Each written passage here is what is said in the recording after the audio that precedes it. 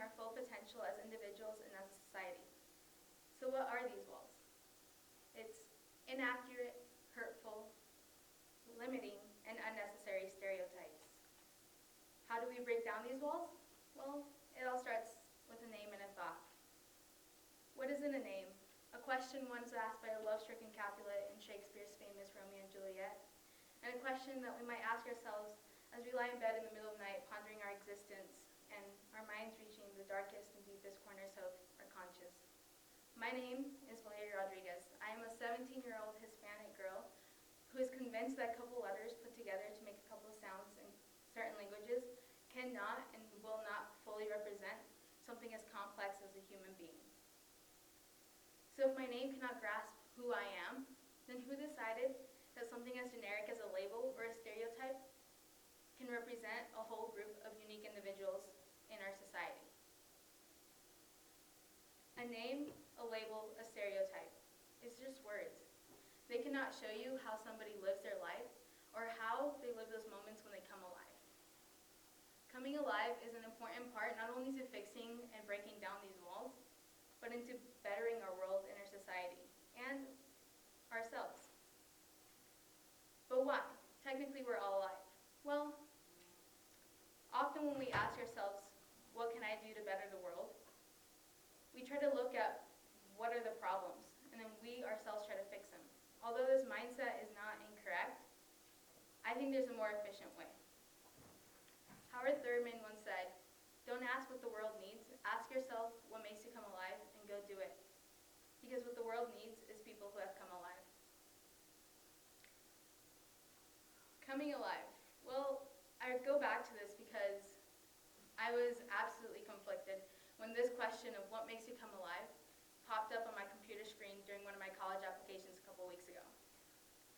I was sitting there in my bed, 2 a.m., and my mind, since I was taking chemistry at the time, I was instantly went to, okay, well, hydrogen, carbon, oxygen, nitrogen.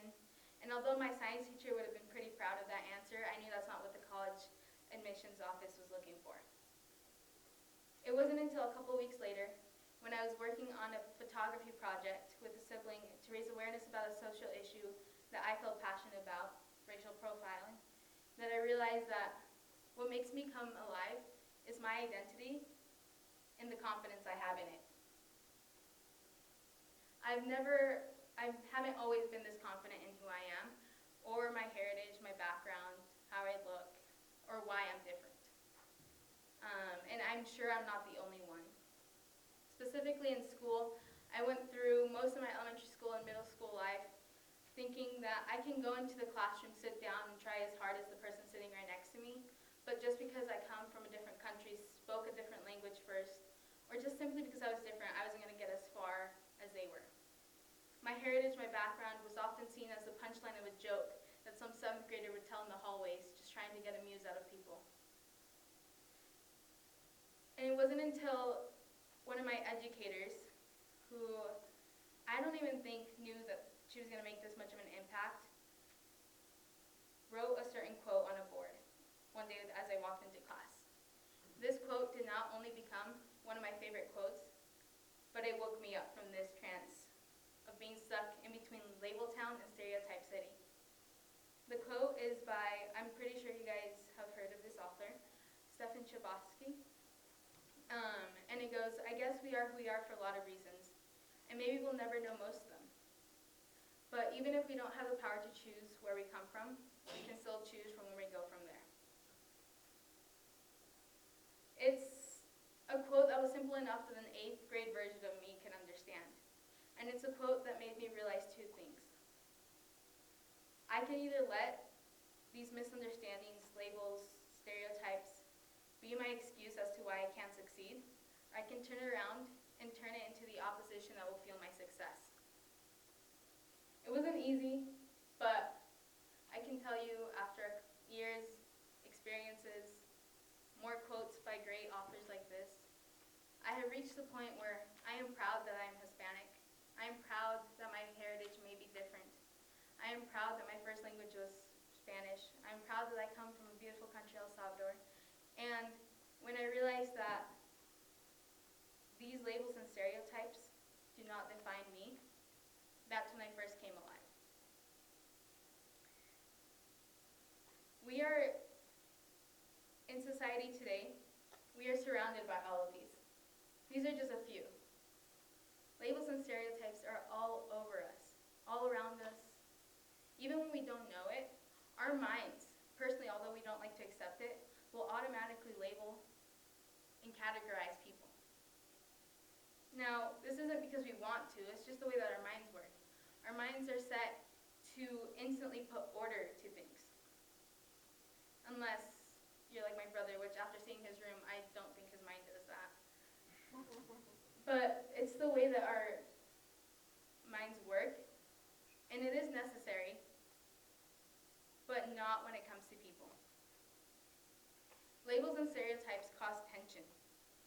They cause conflict, and they're honestly the base of conflict. Yesterday was, from those who have read the news, a very conflicting day. Not just in Paris, but all around the world. And although maybe labels and stereotypes weren't the exact issue yesterday, I am a strong believer that these misunderstandings, these walls that we set up between us and other individuals, are the base of the conflicts that we have today. We need to break down these walls in order to step into a future where we can deal with individuals in other different groups that are different from us in a better way. What happened yesterday is just another example of what we've seen in the past generation or so, and in the history of the world, of different groups of people causing conflict that is unnecessary, and innocent people losing their lives for it. I have a technique, I guess you could say, that I use and have been using in order to step away from these labels and stereotypes, and also myself not label and stereotype everybody I see. This technique gives me the power, and will give you the power as well, to see how much potential we have as individuals the second that the labels and stereotypes that have been imposed on us by society and others start to fall off like the leaves that leave the trees bare in autumn. And it's simple. That's the best part. Look at the world in a different way. And I know this is very cliche, but instead of looking at another individual through the eyes of what society has told you, look at them as if you were looking at a blank canvas. Get to know that person before you make assumptions. Build your own opinions. And most likely when you do this, I promise you, not only will you learn more about that person and more about the world as well, but you will learn more about yourself and your identity. Throw away the sketch that society has given you of that person or that group of people. Because although a sketch may be easy to look at and may seem as if it's close to the real thing, it's nothing like the original.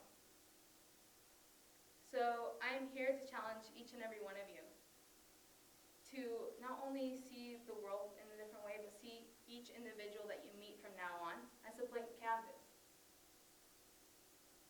And together, let's paint a future that's not only more peaceful,